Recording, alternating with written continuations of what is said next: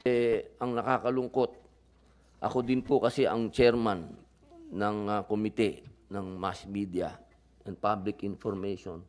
Sobra na po ang paglaganap ng fake news sa ating bansa.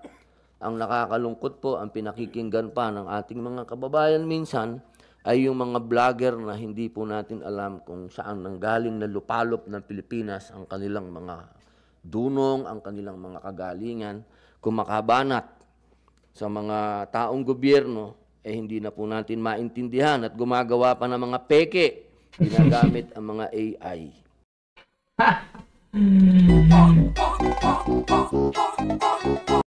Tinutukoy nito ni mga padli, si Senador Robin Padilla. Linaw ng pagkakasabi nyo. Mga peking vlogger, mga tirador ng fake news. Ay, nako, intro, pasok!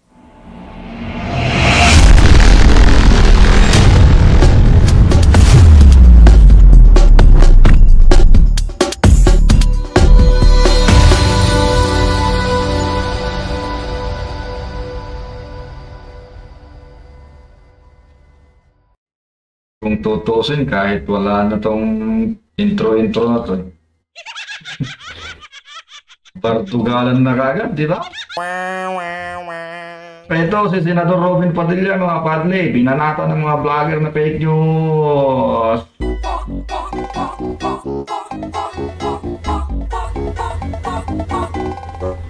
May mga kilala ba kayo mga vlogger na mga padli? Mga tumitira ng mga langing diskarte.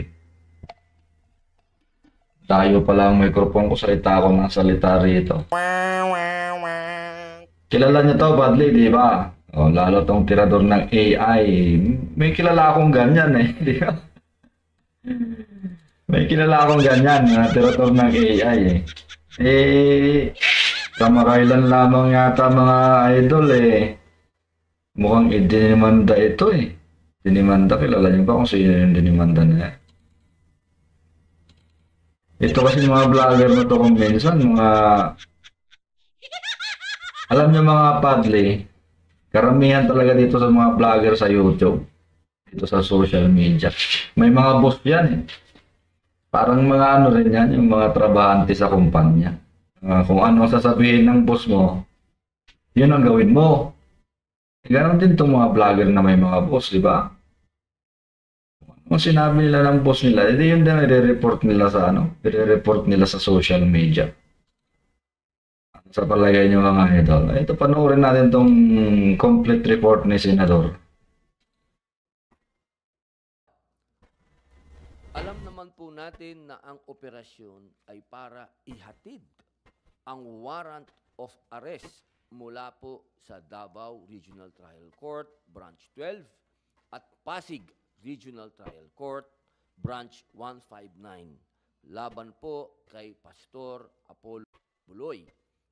Ito yung hearing sa Senado mga padli Ito, nag-hearing sila sa Senado ngayon.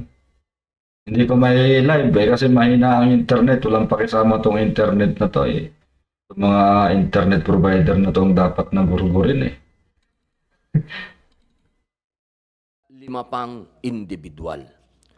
Subalit, nais po nating bigyang linaw at sa huli, mabigyan ng karampatang aksyon, Sir Human Rights, at solusyon ang mga sinasabing excessive force, allegedly, na hindi naman sana kinakailangan sa parte ng atin pong mahal na kapulisan.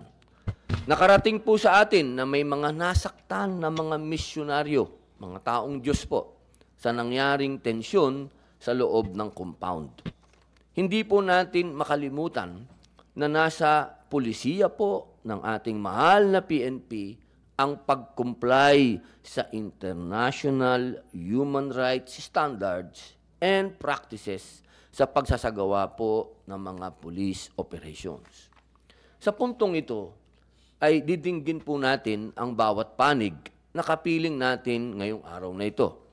Sa parte naman po ni Senador Bato, na amin pong idolo, ay sisikapin po. Ang lalim ng pagtatagalog ni Senador Robin Mga Parang mga linyahan lang sa pelikula. Di ba? Parang mga nagbabasa lang ng script idol Namin ang pagsigurong paglinaw sa mayroong, alam niyo po, ang nakakalungkot. Ako din po kasi ang chairman ng ito na. ng mass media. Titirahin niya na yung ano nito, mga fake news. Sobra na po ang paglaganap ng fake news sa ating bansa. Ang nakakalungkot po, ang pinakikinggan pa ng ating mga kababayan minsan ay yung mga vlogger na hindi po natin alam kung saan nanggaling na lupalop ng Pilipinas ang kanilang mga dunong, ang kanilang mga makabanat. Kayo naman kasing mga mga brothers and sisters. Kung sino pa kasi yung mga alam na nating peke, sila pa ang tinatangkilik nyo Ilalo na tayo nagkagulo-gulo niyan, di ba? Alam nyo yung mga karamihan sa mga vlogger na kaya ka nang sabi ko. Mga bayaran yan, may mga boss yan. Kung ano ang sabihin ng boss nila na i-report nila, yun na i-report nila. Ang tangkilikin niya mga brothers and sisters, yung mga vlogger na vlogger na sa pagbablog lang, tawag dito, pagbablog lang na nangingialam lang, di ba? Lang na mga vlogger na grab lang ng mga balita sa TV tapos gagawan ng komentary. Dapat yun ang mga tinatangkilik nyo.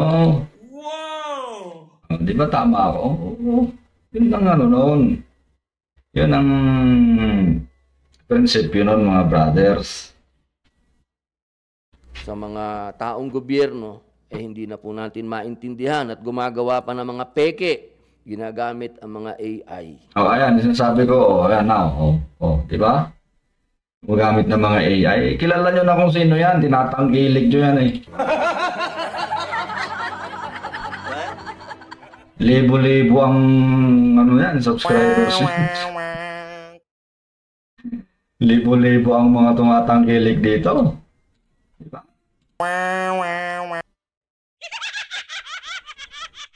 Yan ang hirap sa atin sa mga kapwa ko vloggers Alam nyo dito sa pagbablog mga padli, dito ako nadali.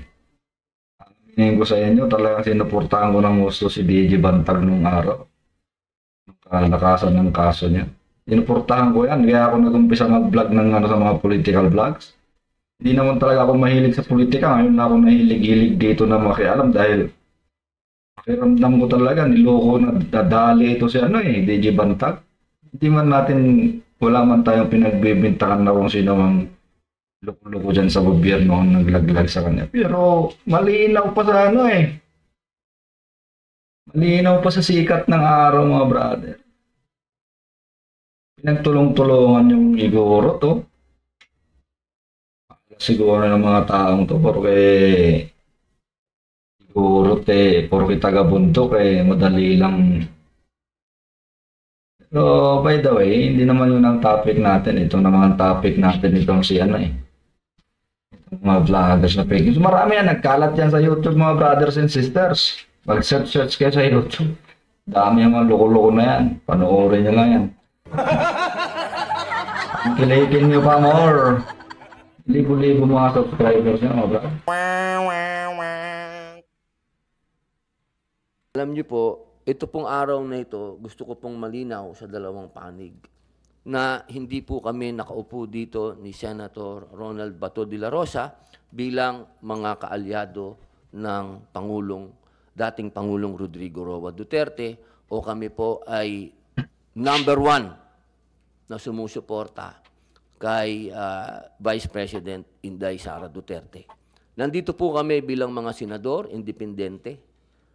Pag-uusapan po natin ang mga karapatan ng ating mga kababayan na nasa konstitusyon. Kami po ay mga senador ng bayan upang siguraduhin po na ang konstitusyon ay walang pinipili. Yun. Sabihin, ang konstitusyon ay walang pinipili. Ganyan dapat. Tsaka, dapat ang konstitusyon Dapat ang konstitusyon ng mga matitinong tao, di ba?